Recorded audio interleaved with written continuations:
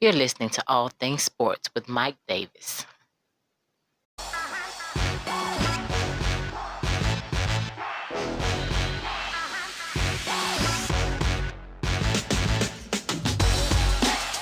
Hey, what's going on, everybody? Glad you can join me on another episode of All Things Sports with Mike Davis. I thank you for including my podcast into your day. If you're listening on Spotify, follow the podcast. If you're on YouTube, subscribe, comment, like, all that good stuff. Go to the Facebook page and get in contact with the show for comments or suggestions. I won't take up much more of your time. Let's get into it.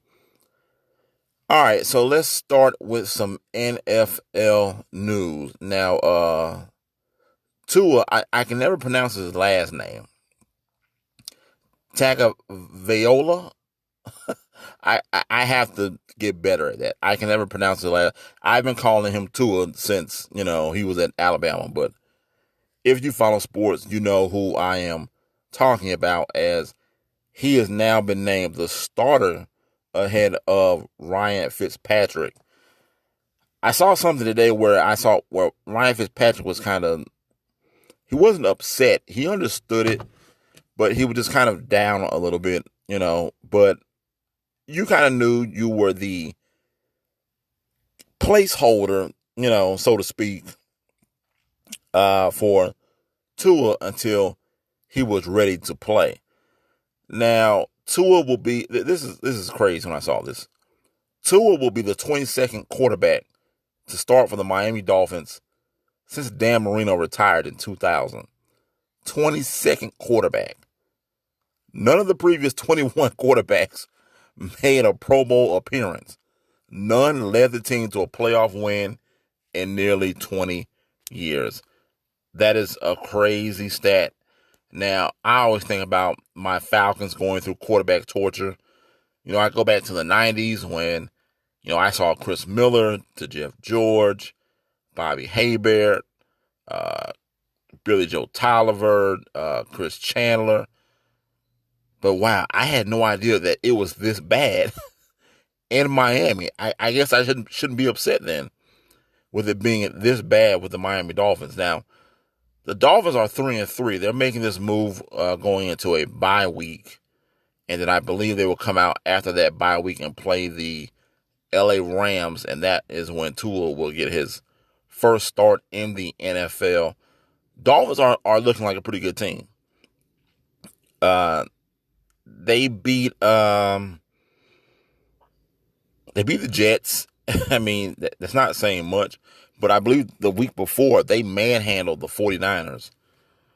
Ryan Fitzpatrick looked good. I believe he is 7th in QBR, in quarterback rating. So I don't understand why you would replace Fitzpatrick now if you're Brian Flores and you're trying to make a playoff push, because I think the Dolphins do have a chance to fight for at least a wild card.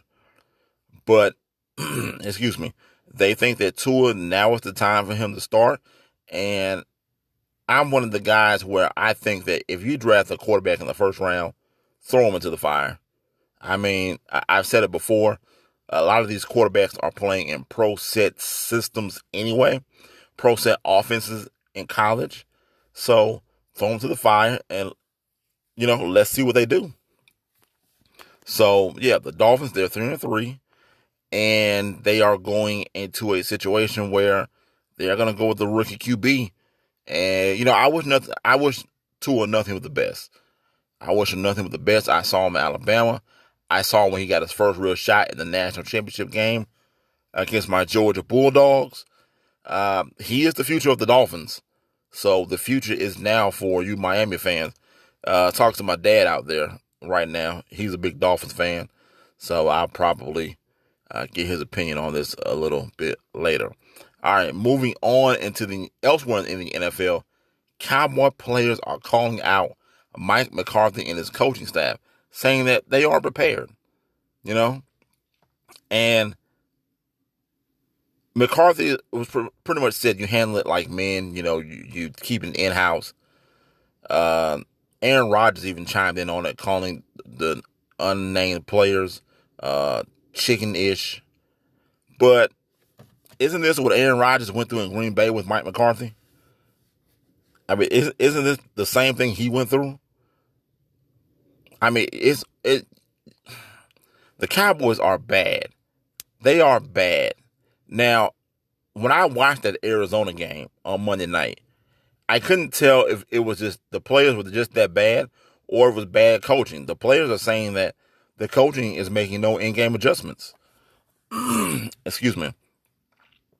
And it kind of showed. Look, I'm not putting it all on coaching. At the end of the day, it does come down to the players. The players got to play. Coaches got to coach. But as the coach, you got to put your players in a position to win.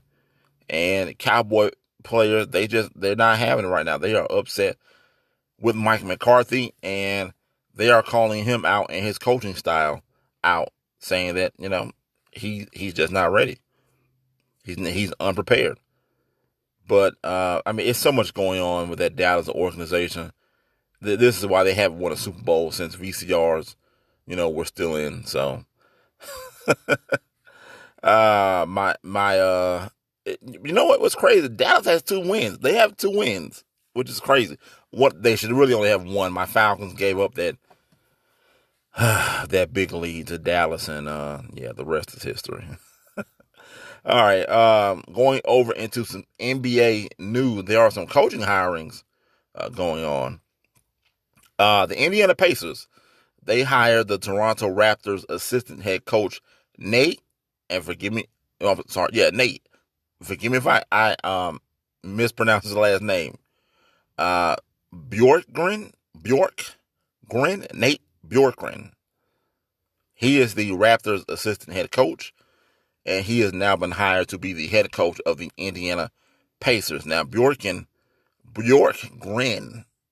again, forgive me if I'm mispronouncing his last name. Nate Bjorkgren spent the last 2 seasons with Nick Nurse in Toronto after winning the G League title together in 2010, 2011, making him the first assistant coach to win in the NBA Finals, which is with the Raptors, and in the NBA G League with the Iowa Energy. Now, the 45-year-old Iowa native was an assistant with the Phoenix Suns from 2015 to 2017 under Jeff Hornacek and Earl Watson. How Earl Watson got a head coaching job, I have no idea. But Bjorkgren compiled a 126-74 record as a head coach for 4 different teams in the G League. Bjorkgren replaces Nate McMillan. He was fired after 4 seasons in charge and 3 first-round sweeps. Now, I like the move. It's only so many times you can just reuse a head coach and you just know what you're going to get. The NBA is different. I have no problem when you bring in a new face, So I like him, and he comes from a winning pedigree. He won a championship with Toronto.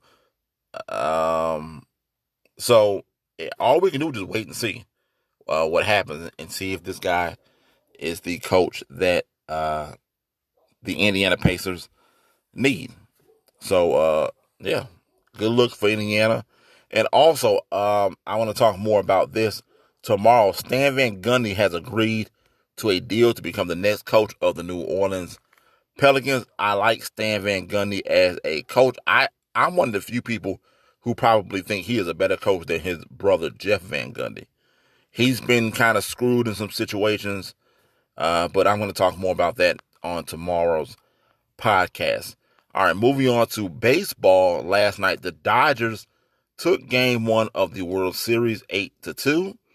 Clayton Kershaw, he showed up, but he got into some trouble if you watch the game, he got into some trouble in the first, it was the first inning. Yeah, he got into some trouble in the first, but he got out in the inning. The Rays left 2 on in the process. He went 6, and he gave the Dodgers exactly what they needed. He bought some good stuff. It was scoreless until the 4th when Cody Bellinger hit a 2-run homer.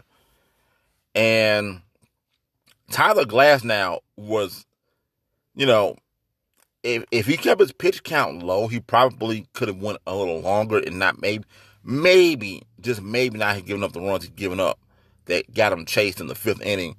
After that, he had threw 112 pitches. He gave up 2 more runs, and that was on a double steal, I believe. Mookie Betts had a great game 1. I believe he scored 2 runs, hit a home run also. But after that fifth inning, Glasnow was chasing. He left 2 runners on that they ended up scoring as well. So he takes the L in game 1 of the World Series. Dodgers take a 1-game lead on the Tampa Bay Rays. All right, folks, that's all I got for you today. I thank you for including my podcast into your day. If you're listening on Spotify, follow the podcast. If you're on YouTube, subscribe, comment, like, all that good stuff. Go to the Facebook page and get in contact with the show for comments or suggestions. You've been listening to All Things Sports with Mike Davis. And remember, it's your world. I'm just giving my opinion. I'm out. Peace.